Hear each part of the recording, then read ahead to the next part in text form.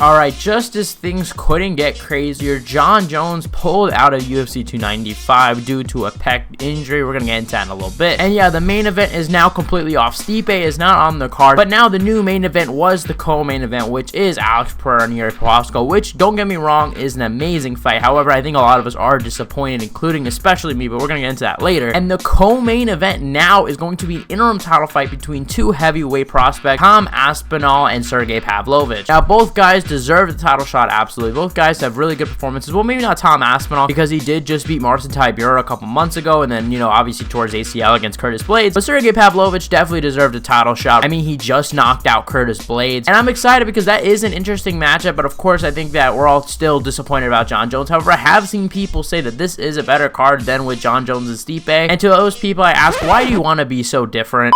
No, I'm just kidding, guys. But still, guys, I want to talk to you guys about why I'm upset about this whole change. Before we get into that, I want to remind you guys to hit the subscribe button, like, comment, and share. We're trying to hit 20K by the end of the year. You guys are the best fan base in MMA, so I know you guys are going to help me with that goal. And yeah, let's get into it right now. So basically, Jon Jones was set to fight Stipe Miocic in November 11th at MSG. And we knew that this was going to be the fight since March, right? Since he beat Cyril Gane, Jon Jones immediately called out Stipe Miocic, and he said, hey, he wants Stipe. There was talks of having Stipe and Jon fight last year, and it looked like we were finally going to get it, but Dana White revealed late last night that Jon Jones had a pullout due to a pec injury. There's actually a video of him actually injuring himself during wrestling, and it sucks because, damn, we were just a few weeks away from the fight, like I think less than 2 weeks or so, and for Jon Jones to pull out, man, it really sucks. I was excited for the main event, and like I said, the new main event now is Yuri and Alex, and yes, that is an amazing fight, and I could see that being a main event. However, in my opinion at least, I don't think it really matches to the main event, even though that this fight might be actually even a better fight, and maybe even a more entertaining fight, maybe even a more competitive fight. To me, the Jon Jones fight was just massive, greatest heavyweight of all time versus greatest of all time, so I'm just disappointed it didn't happen. But the new co-main event, this is the big piece of news here. Sergei Pavlovich and Tom Aspinall both took a fight on now 2 weeks notice, and they're going to be fighting for an interim heavyweight title, right? And the last time that there was an interim heavyweight title, if you guys remember, was when Cyril Gane fight Derek Lewis. That was a little less than 2 years ago. That was a really unnecessary interim title. But yeah, now we're here, and first thing I want to talk about is why I'm so mad about this news. Guys, I'm frustrated. When I heard this news, I raged for a little bit, and I was not happy at all. Simply because I bought tickets to MSG to see Jon Jones, man, and it sucks because I don't think I'll ever see Jon Jones fight now because I don't know if he'll fight at MSG next year. But the thing is that those MSG tickets, they were expensive, dude. And you know what I said to myself? I said, look, this might be the last time Jon Jones fights. You know what? Let me just go get it. Let me go see Jon Jones. And just for this news to come out now that Jon Jones isn't even fighting, and to be honest, the pay-per-view was already looking a little suspect. Let's be honest. The pay-per-view wasn't exactly as good as other MSG cards or just other cards in general. I do think that it actually is better now than the Abu Dhabi card, but still, there's just a few fights missing, but I was excited for that Jon Jones fight, and basically now the tickets are a lot less money, so I'm just very frustrated because, man, I should just fucking waited. But who would have predicted Jon Jones pulling out of the fight, dude? I got massively screwed by this news, so anybody fucking celebrating online, just know I'ma hate you a little bit. But I think mostly people are kind of devastated about this main event falling through. I do see people being disappointed, but I have seen some people actually say that this is a better card now. Like I said, come on, I think you're just being a Jon Jones hater at that point. Like, obviously the main event was way more hyped up. Now, before I get into the whole interim title fight and who do I think is going to win and how do I think the matchup is going to go, I want to talk about Stipe. Now, Stipe was obviously supposed to fight Jon Jones, and right, Jon Jones is the one that pulled out, not Stipe. So why is Stipe not fighting on the card? Now, I've seen some people online accuse Stipe of turning down a fight and turning down an interim title fight, not willing to fight Sergei Pavlovich or Tom Aspinall, which might be the case. However, I do want to say, though, I honestly wouldn't be surprised if Stipe wasn't even offered an interim title fight, and here's why. Look, this is a big fight, Jon Jones and Stipe, right? Stipe is the greatest heavyweight of all time. Jon Jones is the greatest of all time. It sells itself, and plus, Jon Jones really wanted this fight. He wanted it way in the beginning. He wanted to fight either Ngannou or Cyril Gane, and then fight Stipe and maybe retire. I could see the UFC saying, hey, we want to preserve this fight. We don't want to risk Stipe getting knocked out by either Tom Aspinall or getting knocked out by Sergei Pavlovich, which, to be honest, I think would have been the outcome if Stipe would have fought one of those guys. I mean, they're just younger, faster. I mean, especially Sergei. He hits so hard, and then Tom Aspinall's boxing and is, you know, mixing it up. Tom Aspinall mixes it up well, and I think I could see him maybe catching Stipe. So I do think that this might be the UFC saying, hey, let's just hold off on the matchup. Let's keep Stipe around until Jon Jones returns. However, that would mean that the winner of this fight is going to be sat out for almost a year now. Like, judging off when Jon Jones can return, I really wouldn't be surprised if Jon Jones winds up fighting at MSG next year. Jon Jones is going to be out for 8 months, which would be June, and then Jon usually likes to prepare for a long time, and November would be about 4 months away. So I could see him taking that 4 months, trying to recover, trying to get into the groove of things, and plus he wanted to fight at MSG, so I could also see him holding out for that. So if the heavyweight champion is going to be fighting fighting in a year from now, that means that we might not see Sergei Pavlovich or Tom Aspinall fight anyone until 2025, which is absolutely insane, to be honest. Like, I don't know if they're going to do something where the interim champ is actually going to defend their title against another heavyweight, which I think would be ridiculous, because at that point, you kind of just have to give one of them that title shot. I mean, it's a tough situation. I honestly don't know. Also, I hate to be this guy, but when Yuri and Jamal Hill got injured, they were vacating their titles. Jon Jones already makes a lot of money, right? Giving up the title for him doesn't affect him, especially because the UFC, we know, will pay him like a champion coming back. So for me, I think it might have been better if just Jon Jones vacated the title, and maybe we had Aspinall and Pavlovich fight for a vacant title, and then maybe Jon Jones can return against Stipe in a main event, even though it's not for a title, or maybe make that for an interim title, and then maybe Jon Jones fights the champion at the time. However, I think it's pretty obvious. I don't think Jon Jones really wants to fight them, and I really don't blame him. Look, he's an older guy, dude. The guy has been through it all. The guy has took out generations of fighters. I've seen the disrespect about Jon Jones over the past week, even before he pulled out, about him not being pound for pound number one. Like, guys, look at the things that he has done in his career. You can't deny that the guy's number one pound for pound. I know that a lot of people like to argue and, you know, kind of nitpick at the argument and say, oh, well, he hasn't won in this amount of time, or Cyril Gane can't grapple. I hate hearing that argument because I was the only one to pick Jon Jones against Cyril Gane. And look at everybody else's prediction. Everybody was saying Cyril Gane's gonna win, and it was a big risk for Jon Jones, and now we're going to act like after the fact that it wasn't, like, oh, we knew that Cyril Gane was going to lose. No, the odds were close to even on that fight, as well as most of the MMA channels picking Cyril Gane there. So I kind of feel bad for Jon a little bit, seeing people trash his legacy. I mean, look, if people say to me, hey, you know, I don't respect his legacy because of PEDs, that's a different story, and I actually kind of understand that. But people are just picking on him based on the fact that he hasn't fought anybody. If you want to say the pound for pound thing because of the drug tests and things like that, okay, then you know what, fine, Islam Makhachev could have number one. I'll accept that argument and I'll defeat to that. But if you're not counting PEDs, then yeah, Jon Jones has to go number one. You know what I mean? Like, there's no debate about it. For me, you guys already know this, but I count PEDs involved because, like I always tell you guys, people are taking PEDs, people are taking steroids, we just don't know about it, right? I'm sure some of the highest level of fighters are taking it. I have suspicions about a few. So we can't just decide legacy based on who gets caught, in my opinion. Like, at this point, we just got to treat everybody like the same. Even though it's unfortunate, in a perfect world, yes, it would be great to know who exactly is on steroids and who exactly is not, so we could praise the guys that are not. But the world doesn't work like that. But I want to talk about, before the video ends, about Sergei Pavlovich and Tom Aspinall. Now, this is a fun matchup, and I'm super excited that they made this fight. There was rumors of having this fight as a 3-round feature bout, which I was hoping for at the time. Obviously, didn't happen, but now they're going to be fighting for an interim title. And more interestingly than this actual fight, I want to talk about maybe the future of the heavyweight division, because we got Derek Lewis for Jailton Almeida in a couple weeks. I'm just worried that the whole heavyweight division is going to be backed up. And if Jon Jones is actually retiring after his next fight, maybe they do make the interim title defend their belt, because let's be honest, maybe there'll be a champion later on, because once Jon Jones vacates his title, assuming he beats Stipe, then there's going to be no champion. Or maybe Stipe just retires and no matter what, it'll be vacant. But let me get into the matchup for real this time. I'm excited for the matchup. I think Tom Aspinall has a boxing advantage. I think that maybe he can mix it up. But Sergei Pavlovich, I told you guys this, he has a wrestling background, right? And we were hoping that Curtis Blaydes would kind of expose how good his wrestling is. But Curtis Blaydes decided not to take him down at all in that fight, so we didn't really get to see. And we've seen Tom Aspinall's ground skills. Tom Aspinall is very good on the ground. We saw him take down Alexander Volkov and submit him in 1 round. I also think he's a black belt. He's also trained with Tyson Fury, so his boxing is very sharp. He has quick hands. Honestly, I think if we're not counting power, I'd probably go with Aspinall. However, you always have the X factor with Pavlovich, right? You have his power, that crazy knockout power. I believe the guy has 1 decision win, and outside of that, every single one of his wins has been in the first round. The guy is an absolute monster, and his power is not to play around with. Like, this is like Ngannou type power, the kind of power that will negate all skill. I don't have a prediction for you right now. I'm gonna wait till fight week, but yeah, I think it's a really interesting matchup, seeing that Sergei Pavlovich has so much power and could hurt Tom Aspinall at any time. But guys, it's gonna wrap up my video, guys. Thank you guys for watching, guys. Let me know what you guys think. Were you guys sad to hear Jon Jones pull out? Are you guys more excited for this co-main event? Be careful your answer, because I'm still a little salty that Jon Jones pulled out. I'm just kidding, guys. But thank you guys for watching, guys. The best fan base in MMA, and I'll see you guys